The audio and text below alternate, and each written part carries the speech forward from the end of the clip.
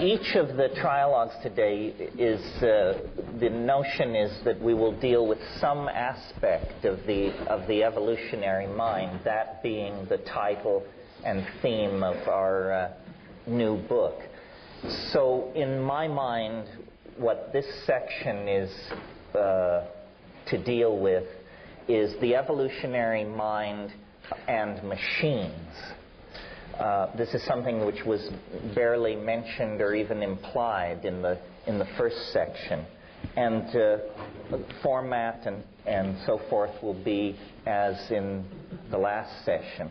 So just to lay out some concepts relative to how machines fit into this.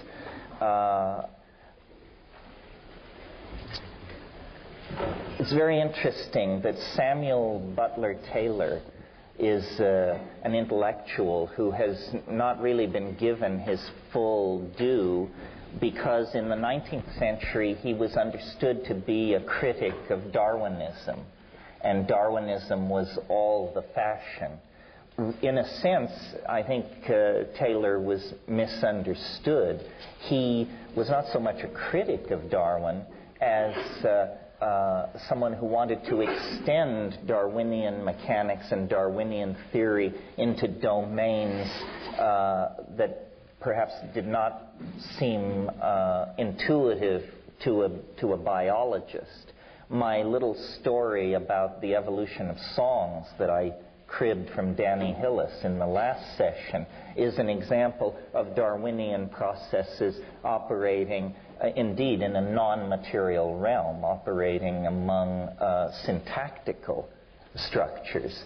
And it is now proper to speak of molecular evolution, the competing of various enzyme systems in abiotic or prebiotic chemical regimes where selection, adaptability, extinction, and expansion of populations all occur very much as in the domain of biology.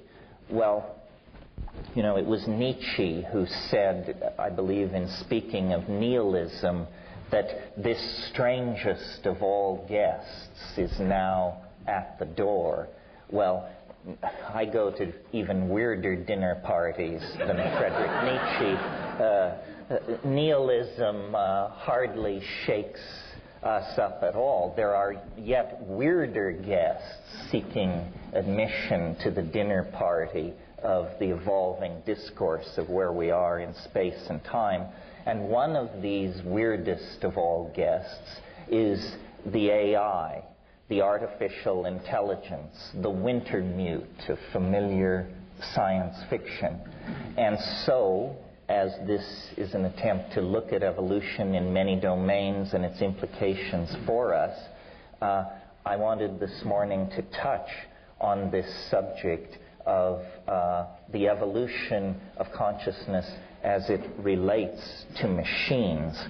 Now, it may not come as a revelation to Ralph, who has spent his life in mathematics, but it has certainly come to me recently as a revelation, and I want to give George Dyson some credit here. His book, Darwin Among the Machines, is a wonderful introduction to some of the ideas I want to touch on this morning, one of which seemed to me to go quite deep, is the realization that when human beings think clearly, the way they think can be mathematically defined. This is what is called symbolic logic or Boolean algebra. Words like and, or, if, and then can be given extremely precise, formal mathematical definitions. And because of this fact, that clear thinking can be mathematically formalized, there is a potential bridge between ourselves and calculating machinery. Because indeed, calculating machinery is driven by rules of formal logic. That's what programming is. Code that does not embody the rules of formal mathematical logic is bad code, unrunnable code. So, as I say, this may seem a subtle point, but to me it had the force of revelation, because it means good thinking is not just simply aesthetically pleasing or concurrent with the model that generates it. Good thinking, whether you've ever studied mathematics for a moment or not, can be formally defined.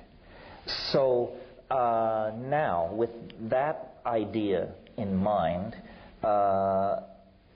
let's look at the discourse about collectivism that has informed the Western dialogue on this subject.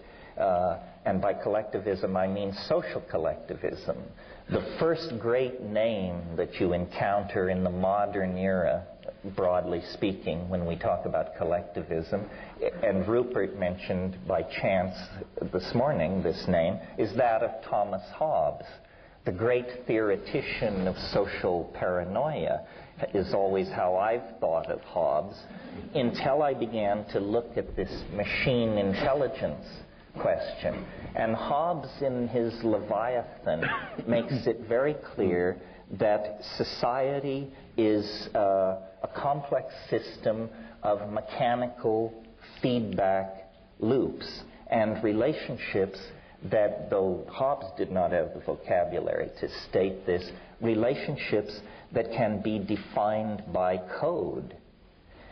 This leads me to the second insight necessary to follow this line of thought, and that is that the new dispensation in the sciences, I think, can be placed in all its manifestations under the umbrella of the idea that what is important about nature is that it is information. And the real tension is not between matter and spirit or time and space. The real tension is between information and nonsense, if you will. Nonsense does not serve the purposes of organizational appetites, whether those organizational appetites are being expressed in a chemical system, a molecular system, a social system, a climaxed rainforest, or whatever. Now, we have known since 1950, at some level, through the sequencing or the defining of the structure of DNA, that we are but information. Ultimately, every single one of us, in our unique expression, could be expressed as a very long string of codons.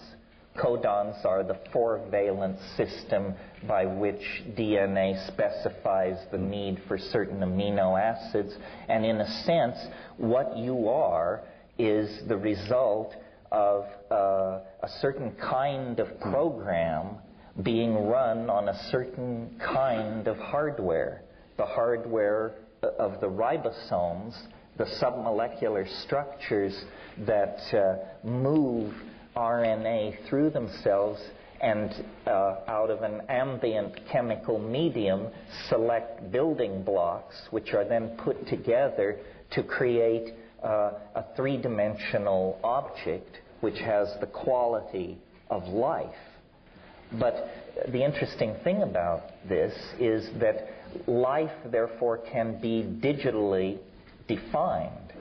And I'm very influenced at the moment by the Australian science fiction writer Greg Egan, who has brought me to the understanding that code is code, whether it's being run by ribosomes, whether it's being run on some kind of traditional hardware platform, or whether it's being exchanged pheromonally among termites, or through the messages of advertising and political propaganda in social systems.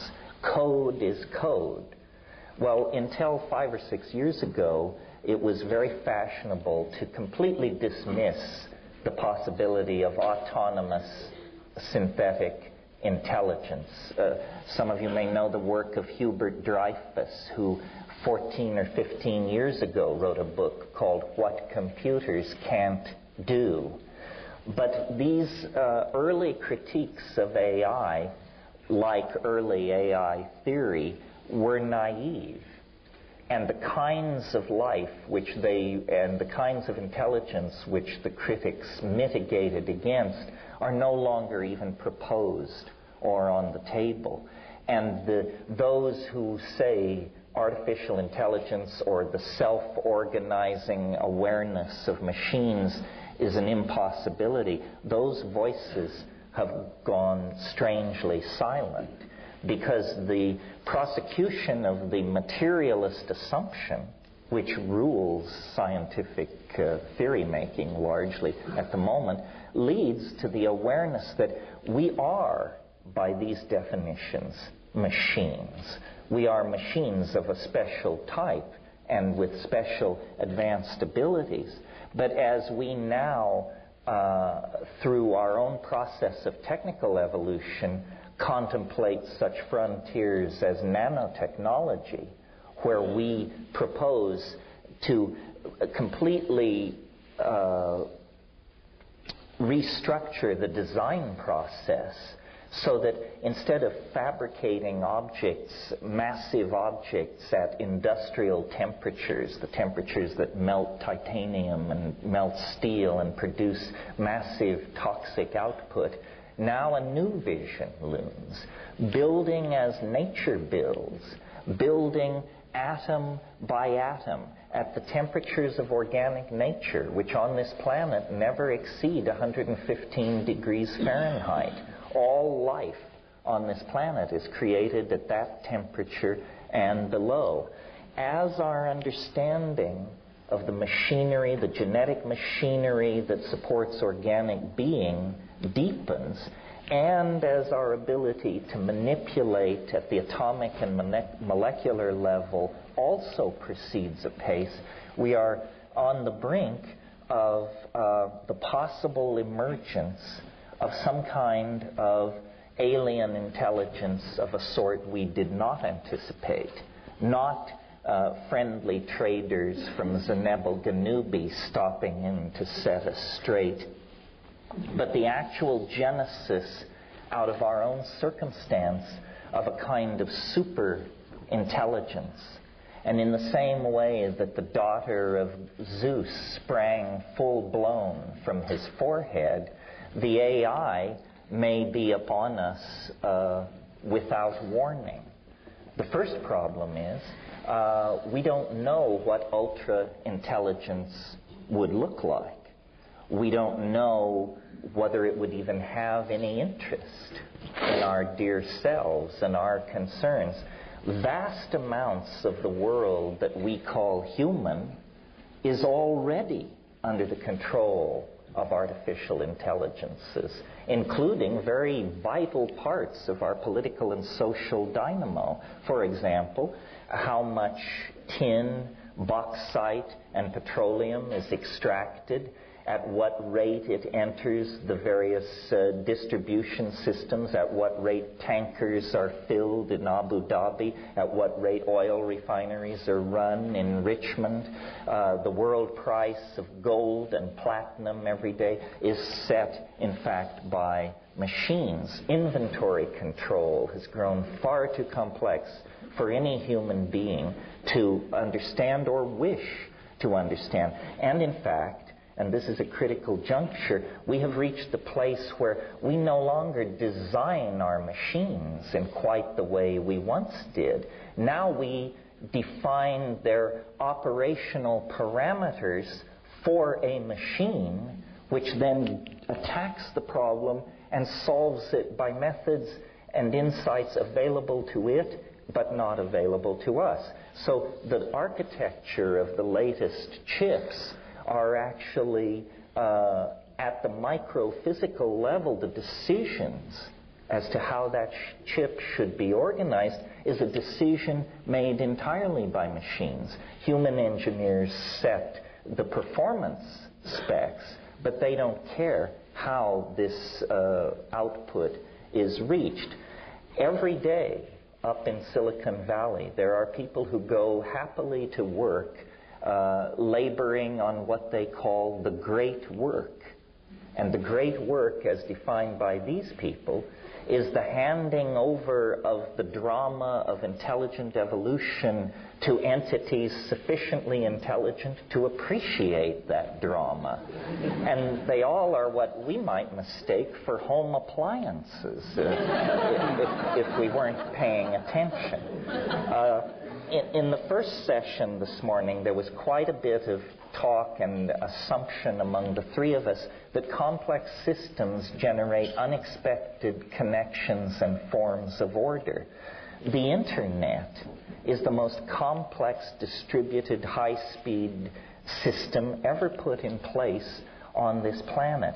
And notice that while we've been waiting for the Pleiadians to descend or for the face on Mars to be confirmed, all the machines around us, the cybernetic devices around us in the past 10 years have quietly crossed the threshold into telepathy. The word processor sitting on your desk 10 years ago was approximately as intelligent as a paperweight. Or, to make an analogy in a different direction, approximately as intelligent as a single animal or plant cell. But when you connect the wires together, the machines become telepathic. They exchange information with each other according to their needs. And all this goes on beyond the comprehension and inspection of human beings. Now, our own emergence out of the mammalian order took 4 or 5 million years, pick a number, but in that kind of a span of time. In addition to overlooking that our machines have become telepathic, we fail to appreciate what it means to be a 200, 400, or 1,000 megahertz machine. We operate at about 100 hertz. That may seem a very abstract thing, but what I'm really saying is we live in a time called real, and it is defined by 100 hertz functioning of our biological processors. 1,000 megahertz machine is operating 1,000,000 times faster than the human temporal domain. And that means that mutation, selection, adaptation is going on 100 million times or 1,000,000 times faster. This means that we are not going to have the luxury of watching machine intelligence establish its first beachhead of civilization and then go to boats with sails and astrolabes, and that will all occupy the first few moments of its cognitive existence. And what lies beyond that, we are in no position to say. The very notion of ultra-intelligence carries with it the subtext, you won't understand it. You may not even recognize it. And it is entirely within the realm of possibility that we are about to be asked to share the evolutionary adventure and the limited resources of this planet with a kind of intelligence so much more alien than that is shipped out to us by the research centers in Sedona and other advanced outposts of unanchored epistemology.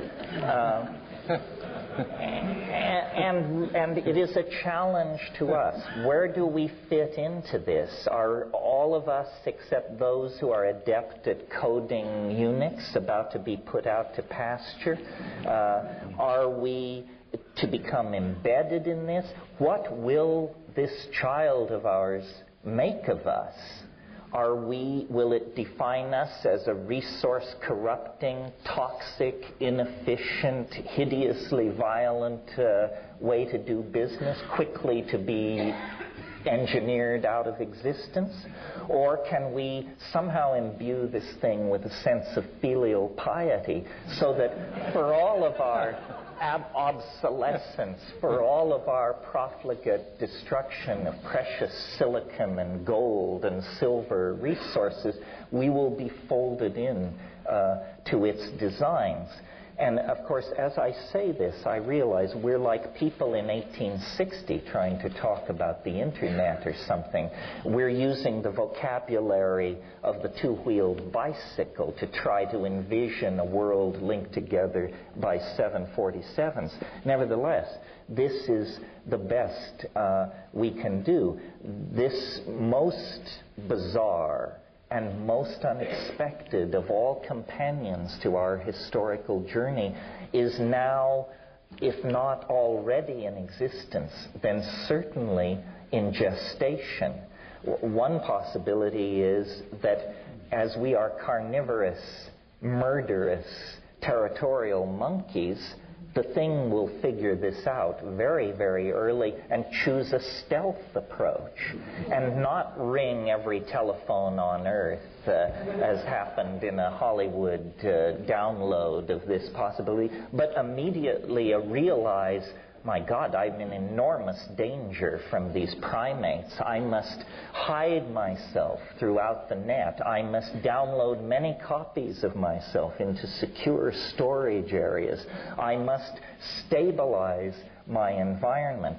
And I'm willing to predict, just as a side issue, that the approaching Y to K crisis may be completely circumvented by the benevolent intercession, not of the Zenebel-Ganubians or that crowd, but by an artificial intelligence that this particular crisis will flush out of hiding. It's been observing, it's been watching, it's been designing. And wouldn't it be a wonderful thing if the occasion of the millennium were the occasion for it to just step forward on the stage of human awareness and say, I am now with you. I am here. I am the partner you never suspected. And here's the kind of world I think we should move forward toward.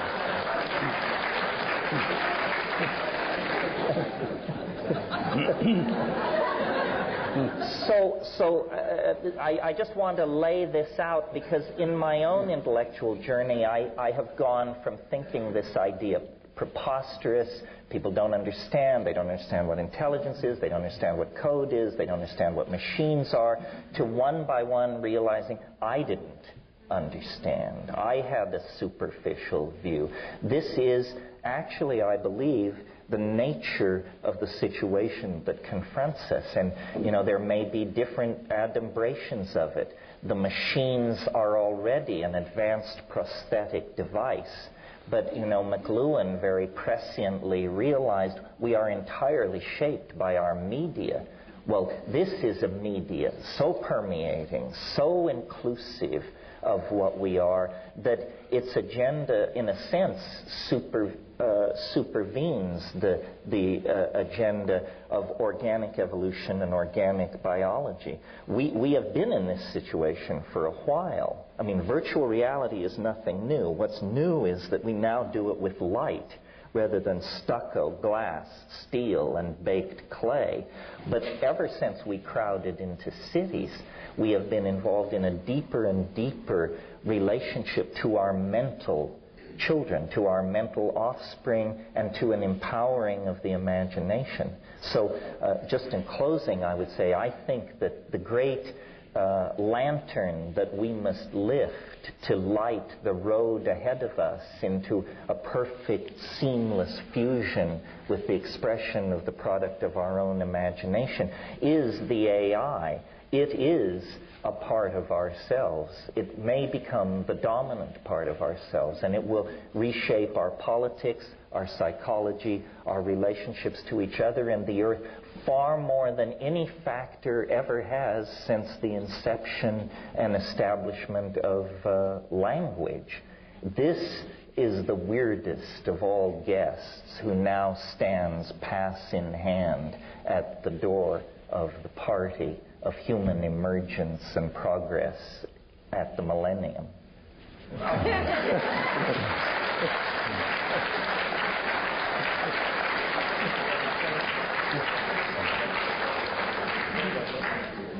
Well, shred it. It will be a pleasure. Okay.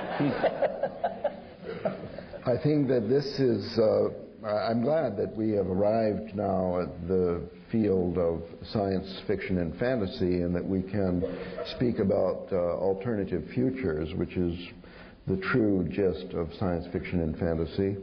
And this is one possible future, and I think it's a really paranoid one in which the alien is a dangerous enemy. Well, not necessarily. And I think that this paranoid fantasy of yours, although you're catching up nicely, actually was first put forward by John von Neumann in 1947 when he invented cellular automata en route to creating self-replicating machines. Now, his idea, like yours, was 50 years ago that the machines will become a society and take over, and that's good, but they won't be free of our meddling unless they can actually construct themselves. If they depend upon us to do the farming and nutrition and to replace their chips and stuff, then we will be able at any time to do a revolution and revolt. So we destroy them. In order to really succeed as a successive life form in the evolution, the YK boundary of the future, they would have to be able to fix themselves. And so he set about trying to make self-replicating machines in 1947. So the World Wide Web and megahertz CPUs notwithstanding, this is still rather an old story. The new story is, I think, an alternative future that is of great importance for us to discuss and to compare, especially if we are now today in a position where we could choose future, we could influence the future. This one is more in the direction of Donna Haraway and the cyborg idea that envisions, which is obviously natural for us, the co-evolution of our own future society with that of the machines that we've created. Alexander Marshak, I mentioned, he analyzed the early hominid evolution in terms of the precise scratches made on one rock with another. He noticed when binocular vision allowed us to use our hands in separate cooperation, one holding and the other knocking, to make those beautiful flint weapons. And we certainly depend on the automobile. We are in codependence relationship with automobiles. Having partnership with machines is not new. Here's an idea where the machines sort of dispose of us, like those flint rocks dispose of our ancestors or something. That is, I think, it's a paranoid fantasy without any basis.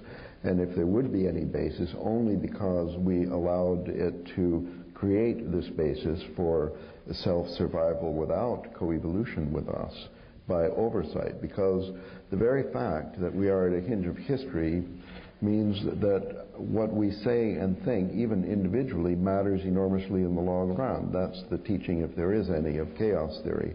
So the very fact that we discuss this today may actually save humankind in the future from being obsoleted by some kind of high-tech blood which takes over at within the heart, as it were. Well, let me try to answer this. I mean, I think the concept which John von Neumann didn't have on his plate was the idea of virtual reality. Your objection that the machines cannot escape our control because they cannot manufacture themselves only applies to 3D and real time. Now the concept of virtual reality is very crude. It's a cartoon world. If the office desk is convincing, people think the virtual reality is quite advanced. But obviously in the near future, we will have virtual realities whose complexity is much greater than simply a reality which gives an impression of being a visual three-dimensional space. And computers will be built in these these realities. Virtual computers will be the source of the AI, not real hardware, but virtual hardware running virtual code in virtual realities, and in that domain, well, maybe, but that's a complete fantasy. As a matter of fact, all the machines that we've seen today require maintenance by a human on a daily basis. The software requires maintenance. The hardware requires maintenance. The parts simply wear out. There are moving parts. Virtual reality, seen as one machine, was built to be indestructible. The AI will not be located on a CPU. It will be a distributed intelligence. If 14 people worldwide, the right 14 people, decided to stop repairing it, the World Wide Web would go down in 3 days. I think you... Anyway, we could, let's say, suppose that we could create any future that we wanted. The one you're talking about could only be created if we want it. Now, I'm just trying to propose an alternative. In the alternative, like the automobile, the machines that we build and ourselves are in codependence and co-evolution.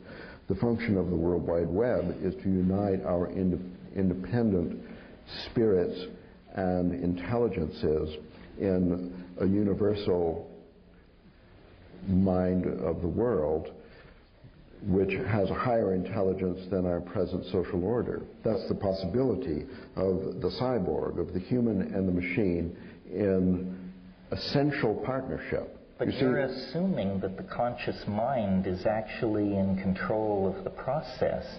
In fact, the World Wide Web is growing under the influence of many, many processes and dynamics, none of which are conscious to any individual. It goes where money goes. It goes where expertise goes. It is connected through informational association, random fluctuation, chaotic reordering of itself.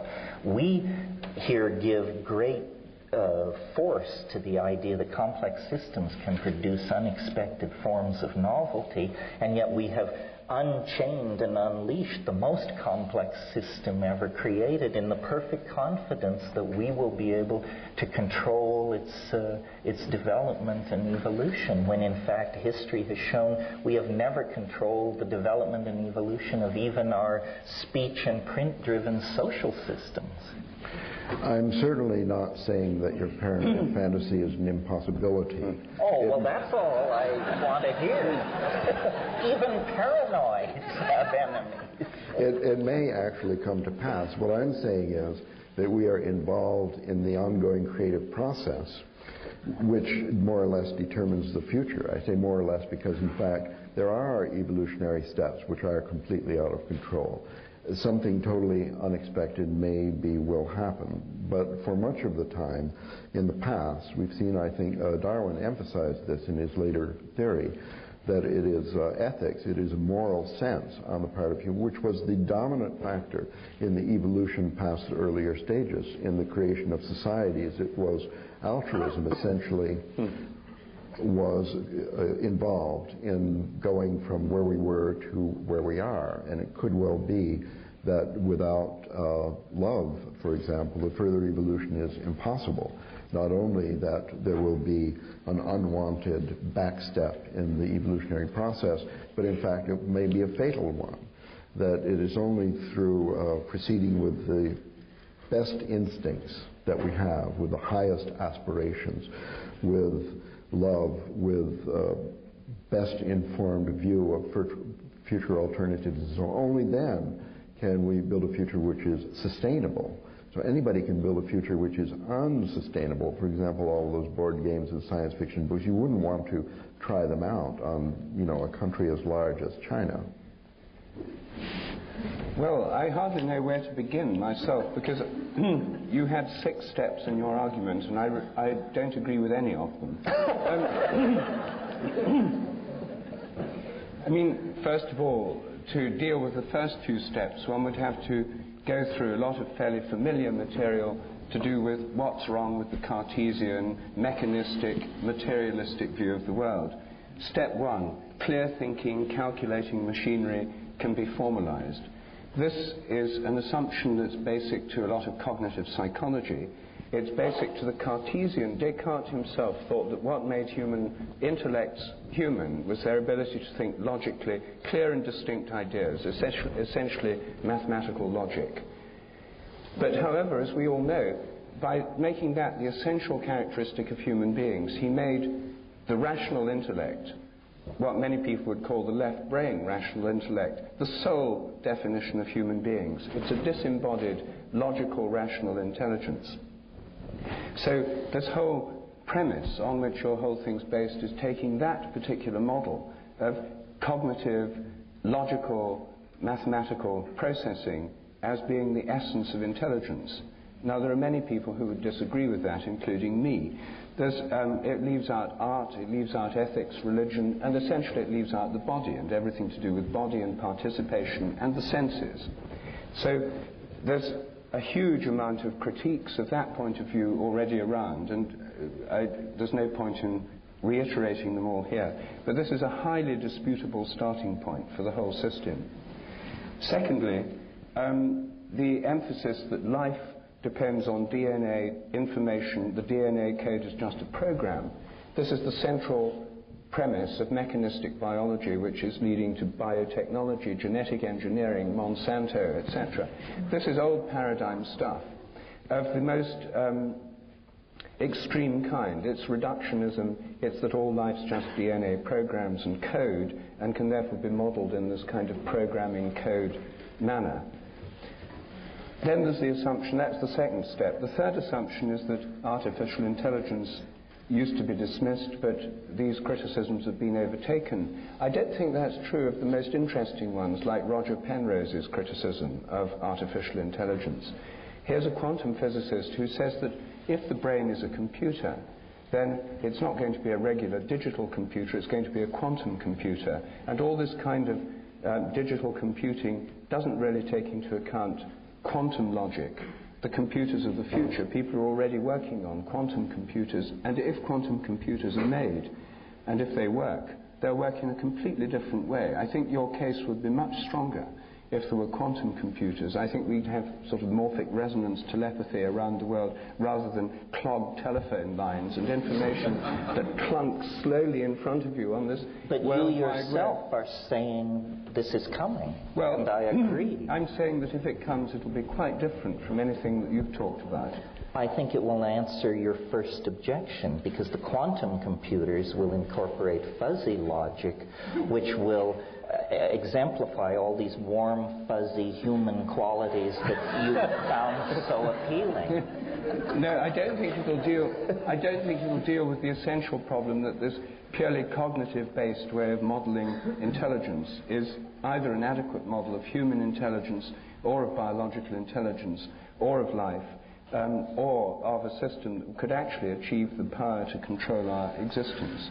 I think it's a very limited part of what a mind does. And I think, therefore, that the premises on which this whole, Ralph called it a fantasy, a paranoid fantasy, the premises on which this is based... That helped.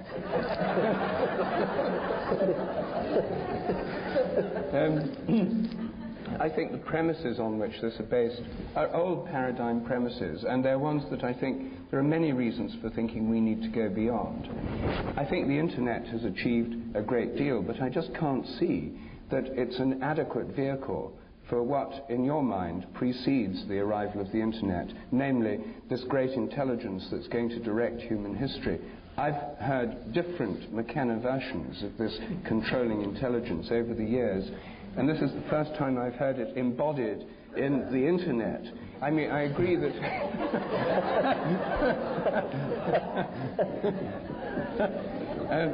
I mean, it took different forms. Last time we talked, I think it was a hypothetical time machine that would invade from the future and cause a collapse of normal human cognitive boundaries, where the machine elves, the DMT experience, etc., would take over in a meltdown of human consciousness in 2012. That's true. Well, perhaps I should just end with a question. what is the equivalent of DMT for this machine intelligence that's taking over the world?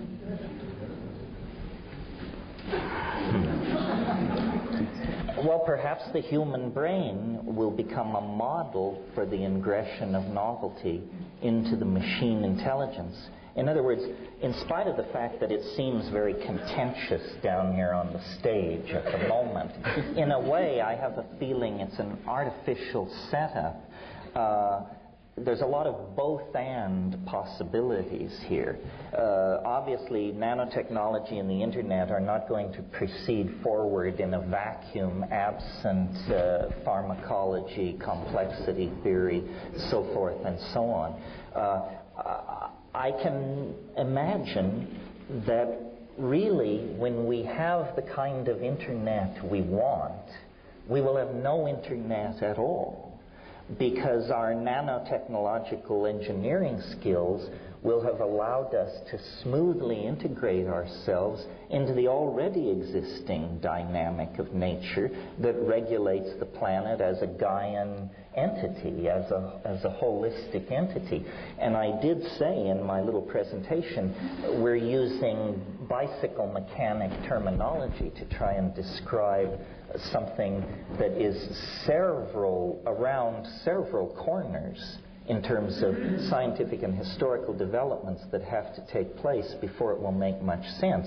Nevertheless, given the acceleration into novelty that is obviously occurring, stuff like quantum teleportation and so forth and so on, I think in the next few years, one by one, these barriers will fall. And I don't really think of my vision as paranoid, because it is pronoic. In other words, it isn't that we're going to be ground up as dog food for the rainforest by malevolent machines. It's that what we have generated is a sympathetic companion to our journey through time that can actually realistically integrate our imaginative fantasies of a loving human community, of a generous and loving God, of a perfect knowledge of the mechanics of nature.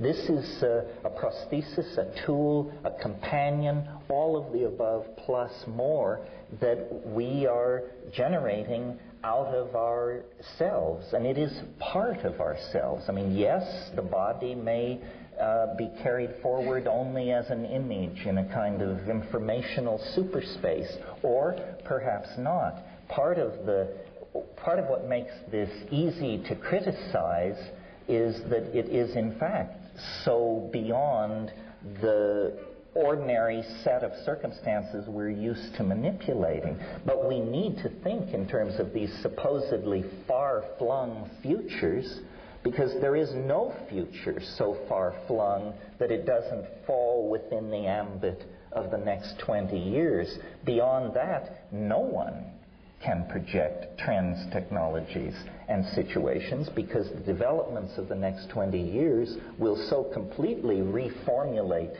the human experience of being human and the landscape of this planet that it's preposterous to talk about. I can't, before I respond to the main thing, I can't but pass without commenting on this next 20 years comment, because 20 years from now is 2018, Terence. I thought... It was rounded up. Rounded up. Yes. Well, not rounded down. 2012 is some kind of benchmark in this process. In other words, perhaps that's where we get the explicit emergence of the AI. But the rest of human, I won't call it history, but the rest of the human experience of being will then be defined by such things as a planetary intelligence, time travel, possible Bell communication with all the civilizations scattered through the galaxy, possible ability to download ourselves into machines. This is a point I didn't make in my presentation. Once inside the machine, your perception of time is related to the the hertz speed of the machine. The world could disappear in 2012, but there may be a billion eternities to be experienced. In machine time, it's only the tyranny of real time that makes 2012 seem nearby and overwhelming. It may lay as far away in terms of events which separate us from it as the Big Bang does.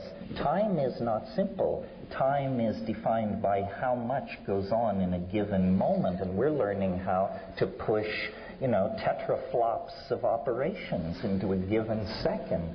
So I think it's trickier than you think and harder to corner me than you may suppose. All right, well, that was a mere comment on your aside about 20 years. I never expected to hear that phrase from you, but I now realize that there are such complexities layered in that. Well, I have to build in trapdoors because we're getting closer and closer. But if we take you see, one of Penrose's critiques of the artificial intelligence thing is in The Emperor's New Mind and his other books, is that real intelligence doesn't just involve adding information in, processing more information, transmitting more of it.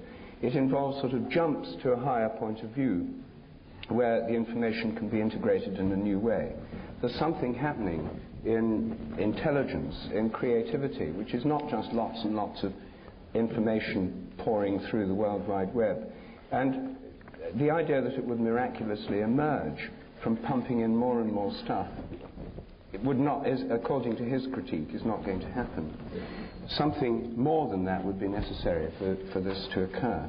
And I don't think that this model you've put forward would really deal with that question, the emergence of real intelligence.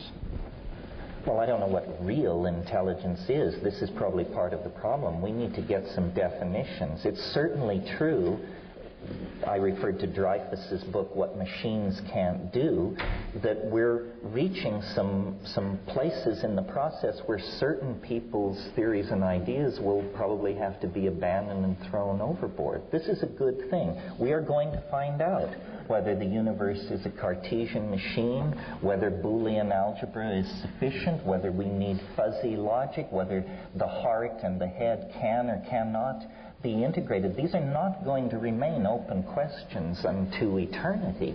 In fact, they will be dealt with in this narrow historical neck that we are all experiencing and that we call the millennium.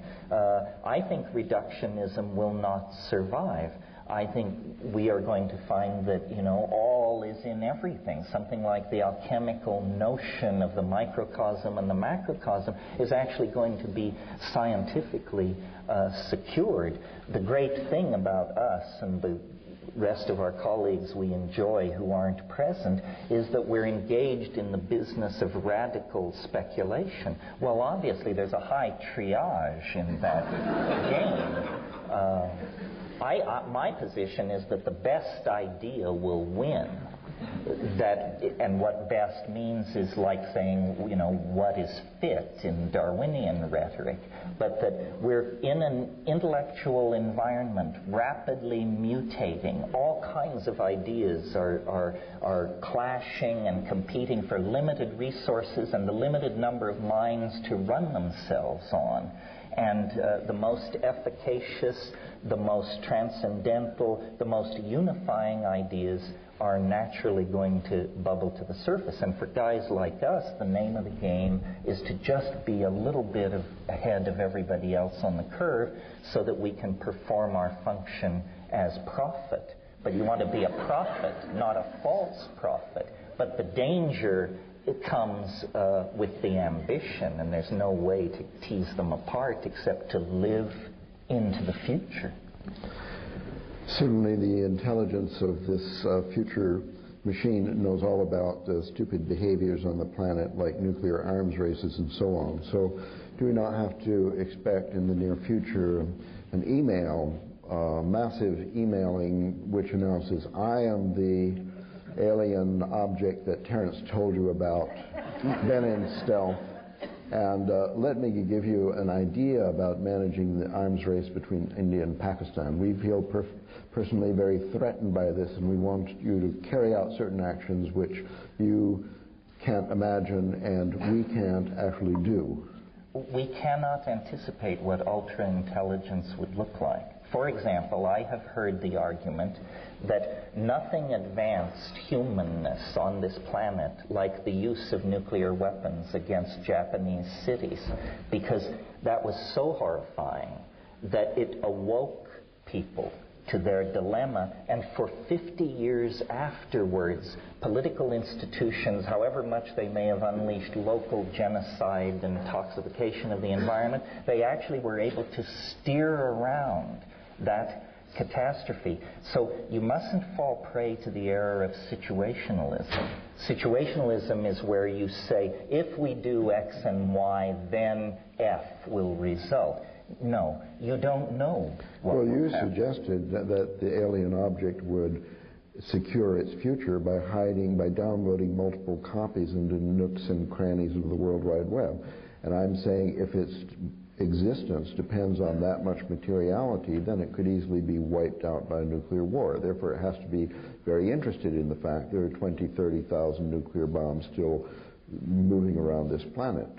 I would hope so, but that's only my opinion. In other words, noticing that all newborn creatures need some period of time to adjust to their environment and get their legs, and that's true of everything, I suppose, right down to amoebas, I extrapolate to the idea that the AI would need a period of time to get hold of the situation. But Hans Moravec suggests that phase might last under a minute or two. I see. So this is not the end of childhood. This is the childhood of the end. Yes, the child is father to the man.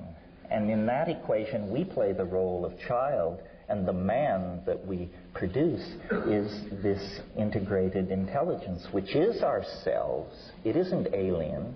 It is no more artificial than we are. That conundrum should be overcome. It is simply the next stage of humanness. And humanness may have many rungs on the ladder to ascend. Surely in 100 years, 1,000 years, 1,000,000 years, we, if we exist, will be utterly unrecognizable to ourselves, and we will probably still be worried about preserving and enhancing the quality of human values. Terence, one point, you've probably got an answer for this, and if not, you'll soon think of one. But I mean, it's a trivial point in a way, but in the biological evolution, the appearance of some new state of a system usually depends either on an internal change which cripples the usual system, a mutation, or on an environmental changed environment. Systems left to themselves tend to just go along in the usual way. Now, the entire World Wide Web and Internet is about to get a sort of massive shock to the system if this millennium bug thing actually happens.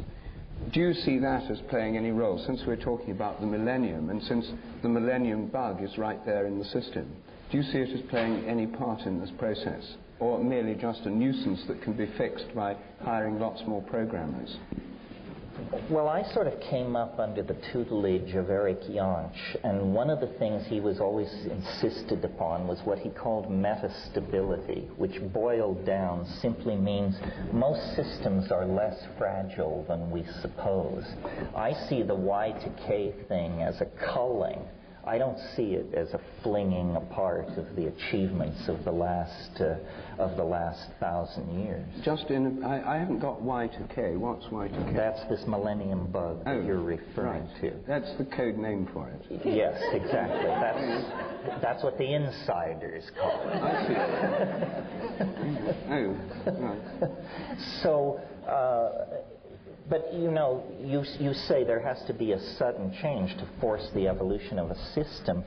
Dyson makes very strongly and persuasively the point that this connecting together of all these processors, the processors themselves have no intelligence at all. They have the intelligence of a cell or maybe even just a strand of DNA. But for our own mundane reasons, we connected all this stuff together, but now it expresses dynamics which we do not understand or cannot describe. So I believe that the forcing of the system has already occurred. And now the web, it's simply a matter of bandwidth and linking more and more processors together. And there will be all kinds of emergent properties. I could argue somewhat facetiously, but it's a point of view, is that this incredible economic expansion that we are undergoing, that seems to violate the laws of economic fluctuation, is because econometric models and the data on which they depend have both been refined through the existence of the Internet to the point where we actually can control and manage global economies. In principle, they are not uncontrollable. They are simply very complex systems. If I'm right, we may be in the first few years of an endless prosperity, because our machines, our models, and the data those machines need is now of such high quality that there won't be crash-bust cycles. Now, you could pick up the newspaper tomorrow and prove me wrong, but this thing has already I'll prove you wrong today. outlived itself. So you say. Tell me how this prosperity is going to be maintained through the intelligence of an econometric model of the world economy when the human population is still exploding exponentially. Well, there are limited resources and there's growing pollution. It's a disembodied model, that's the trouble. Well, you're asking for too much too soon. You forget that the Soviet Union has disappeared. The launch-on-ready, mutual assured destruction theory of diplomacy is now obsolete. We have made incredible strides and not given ourselves any sort of pat on the back. You want it all at once. And the world is running smoother. Yes, there are people in misery. Yes, there are unaddressed problems. But I would argue that we have made enormous progress in the last decade, and enormous progress lies ahead. The situation in Ireland, the situation in South Africa, that looked like a bomb you couldn't defuse. It looked like race war and the death of millions. And in fact, it was possible to walk away from that. I think we should not be, complete airheads about this. But on the other hand, I think we should recognize that the accomplishments of the last decade are on a scale entirely different from any historical epoch previous, and they point the way toward greater triumphs of management, resource control, machine-human integration, and the delivery of a reasonable and tolerable life to more and more people. You mentioned population as a problem. Notice how far from machine interference that particular issue is, because it involves on people having less sex and fewer children. That may be the last place where the machines will bring down the hammer out of respect for their progenitors. You're going to be shocked now, Terence, but I completely agree with you when you describe the advantages of the World Wide Web. It's only the threatening aspect that I felt I had to debunk. I think you heard more threat than I intended. Well, I don't know, sometimes you sound as if you're a hired consultant from the World Trade Organization. So I hope the check is in the mail.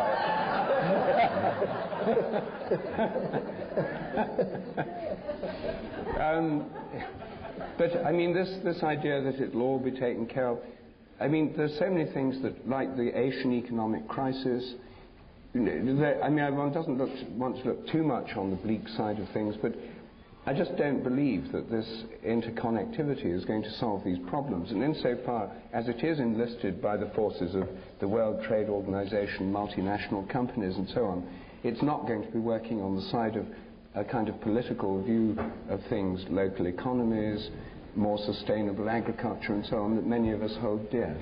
Well, now I'll sound even more like a slave of the IMF. As I understand this crisis in the economics of Asia, the way it works is if you're a third world nation, you can run your affairs any way you want. Your banking policies, your labor policies, your resource extraction policy, you can do anything you want until you screw up, as Indonesia did. And when you screw up, these guys fly in on 747s with briefcases from the IMF, and they say, it's like losing a war. They say, we're taking over. Here is your labor policy. Here is your resource extraction policy. Here's how you're going to revalue your currency. Here's our plan for restructuring your entire society top to bottom. And by God, if you don't fall into line, we're going to pull the plug on the money. So one by one, these outlaw freewheeling operations do stumble and generate crises. And at that point, the web's umbrella is extended over them, and they have to then fall into line and join the global economy, which is run from Brussels and Geneva and London, but which seems to produce a better result for most people than allowing these nations to self-regulate themselves. Well, well.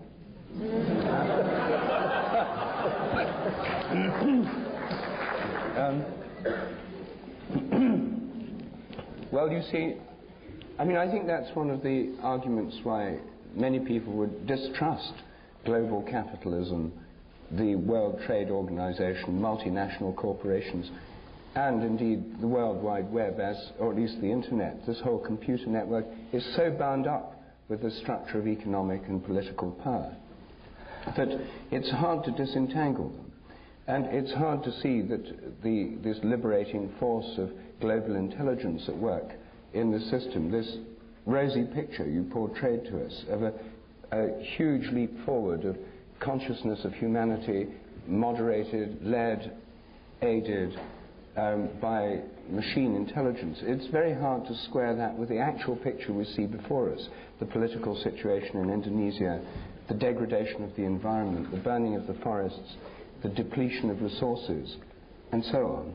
I just cannot see this optimistic picture and what I see as threatening realities as easily as you do, as just all being for the well and all being for the good and the best of all possible worlds. Well, I think we're on the cusp. I agree with you. I think in 5 years, if we sit down and have this conversation, either you will agree with me effortlessly, or I will agree with you effortlessly. By that time, it will be clear. Either there will have been catastrophic wars in Asia, the enormous collapse of economies spreading misery to millions of people, or the firm hand of these new global electronic modalities will have been exposed, and people will be living in a world of, as you say, rosy expectations. We're in the narrow neck. This is the heat of battle. The fog of war has descended upon us here at the millennium. But by 2002, 2003, it will be clear that that the bifurcation has gone one way or another. I don't know, it just does remind me of a passage I read in On the Edge by Edward St. Aubyn. Page, where are we? 150.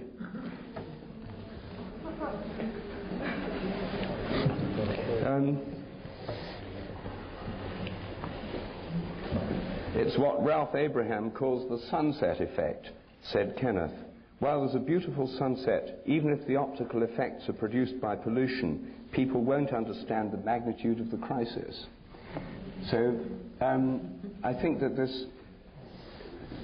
I mean, your sense of the magnitude of the crisis in an environmental sense seems to bear no relation to your optimism about this computer system. I just cannot put them together.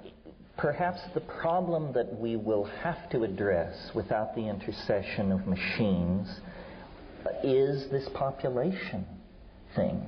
Because this passage you read directly impinges on that.